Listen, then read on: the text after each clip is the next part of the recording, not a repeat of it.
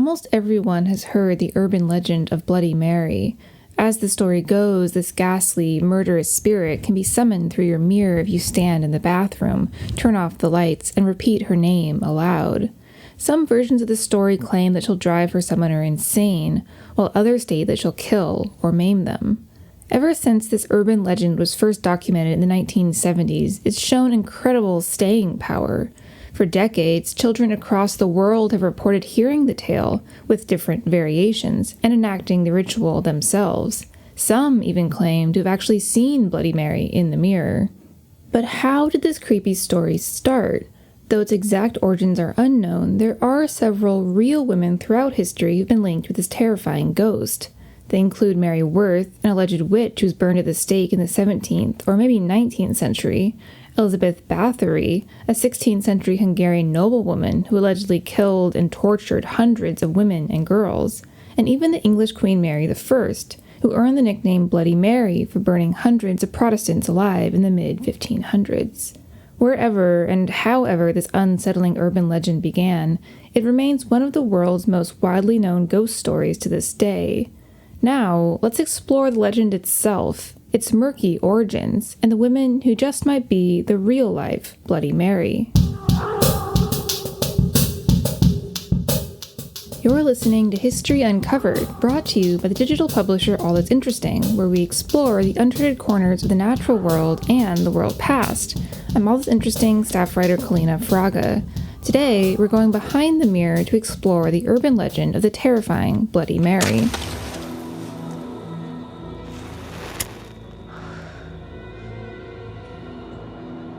Bloody Mary. Bloody Mary.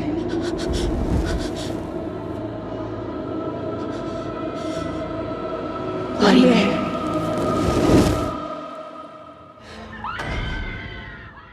Depending on where you grew up, you might have heard a slightly different retelling of the Bloody Mary legend, including what you have to do to summon her, what she looks like, and what she does once she bursts through your mirror.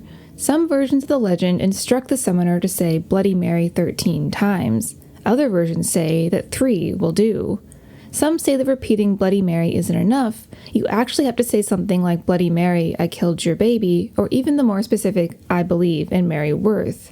And most versions of the ritual require the summoner to stand in a dark room in front of a mirror, sometimes with a candle or two burning nearby. Even Bloody Mary herself has been described in different ways. Some claim that she'll kill her summoner, scratch their face, or drive them insane. Others say she'll pull the summoner into the mirror, though certain renditions insist that she'll merely lurk behind the glass. Some of the most disturbing descriptions of Bloody Mary describe a frantic woman clutching a dead blue baby, while others claim that her arms are empty and outstretched, and that the summoner should taunt her by saying, I stole your baby, or I killed your baby. So how did this urban legend develop? Surprisingly, it seems to have a somewhat innocent origin. In the 18th century, women were known to gaze into the mirror in hopes of getting a glimpse of their future husbands. Robert Burns discussed this practice in his notes for his 1787 poem, Halloween, saying, quote, take a candle and go alone to a looking-glass. Eat an apple before it, and some traditions say you should comb your hair all the time. The face of your conjugal companion, to be, will be seen in the glass, as if peeping over your shoulder, unquote. However, this seemingly innocuous ritual had a sinister twist.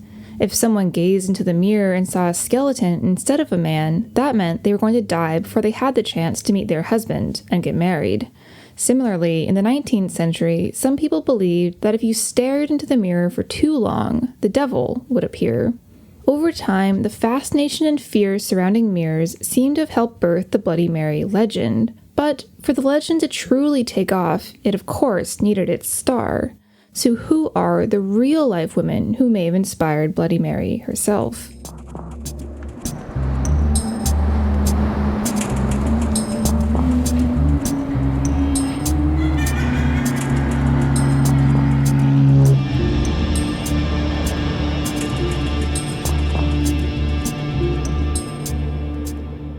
Though no one knows for certain who the Bloody Mary legend is based on, there are several women, some more firmly based in history than others, who may have inspired it. One possible candidate is Mary Worth.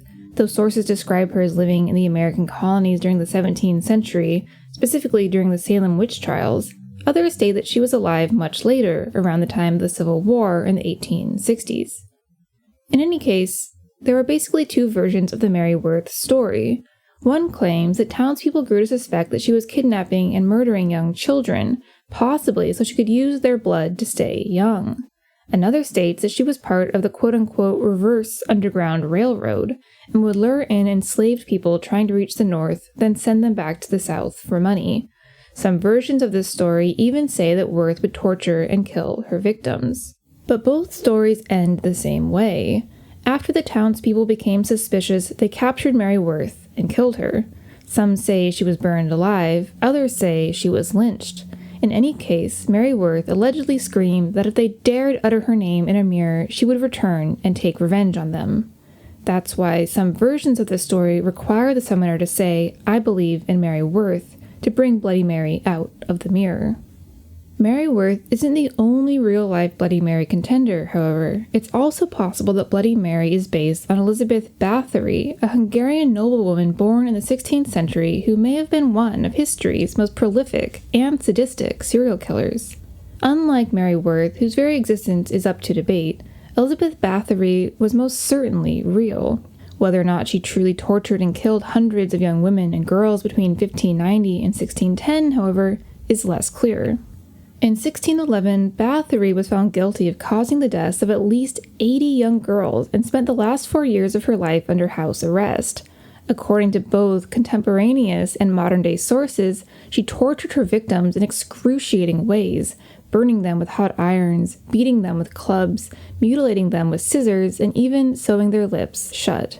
Báthory also allegedly kept a diary that revealed that she didn't have just 80 victims, she had 650 victims.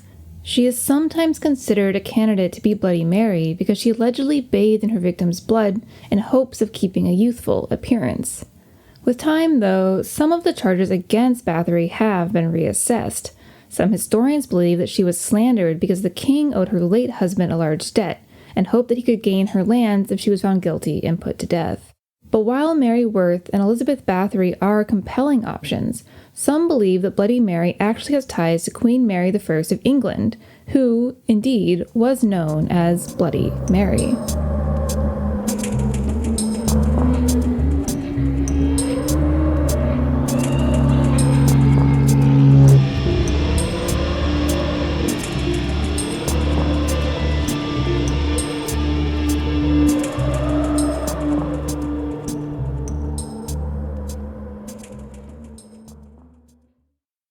Between 1555 and 1558, smoke hung heavy in the air over England, as did the screams of the masses of people being burned alive.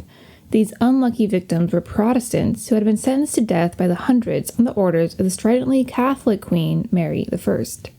Born in 1516 to King Henry VIII and Catherine of Aragon, Mary had a strange, tortured childhood. Raised devoutly Catholic, she watched her father split from the Catholic Church and form the Church of England, all so he could divorce her mother and marry his second wife, Anne Boleyn.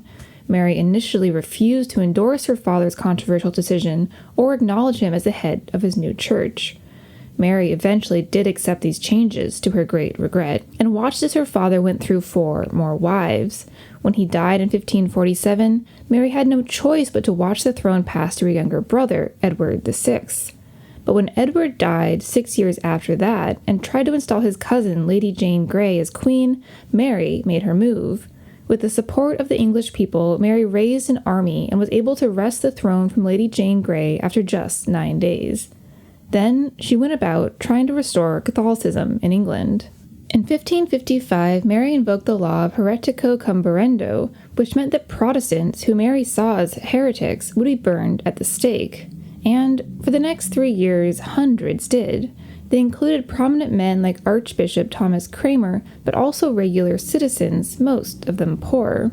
For this reason, Mary I became known as Bloody Mary. But she's linked to the Bloody Mary legend for other reasons too.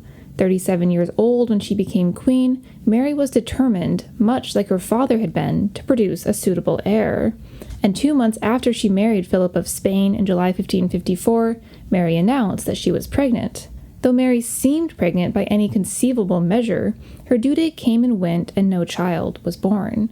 Meanwhile, one envoy passed on gossip to the French court that Mary had given birth, but to a quote-unquote lump of flesh.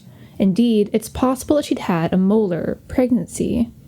Thus, it's fitting that some versions of the legend include taunting the Bloody Mary ghost by saying, "I stole your baby," or "I killed your baby." In the end, it's not entirely clear who inspired the Bloody Mary myth. It could be any number of real women in history, like Mary I of England or Elizabeth Báthory, or even someone with a murkier story, like the alleged witch Mary Worth. And it's not even clear where the Bloody Mary legend came from, what inspired the terrifying ritual that's still performed at sleepovers across the world. We'll surely never know for certain, which only makes this urban legend all the more enduring, and all the more terrifying.